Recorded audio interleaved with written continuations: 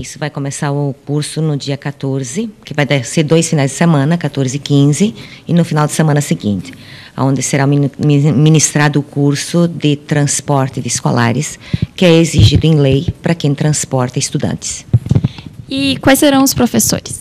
O professor tem o Major Marinho, que ele vai ser palestrante também, o professor Alessandro, e mais a perita em trânsito Maria de Lourdes Sebem, que é psicóloga, e eu também.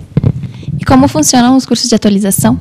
O curso a pessoa que tem o curso, que faz 5 anos que ela realizou, ele tem vencimento, 5 anos.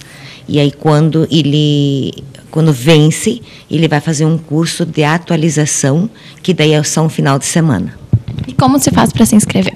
Para se inscrever nesse curso, desse próximo curso agora, a pessoa tem que ir lá com a carteira de identidade e a carteira de motorista, categoria D, obrigatória, e ele não pode possuir multa de natureza grave ou gravíssima.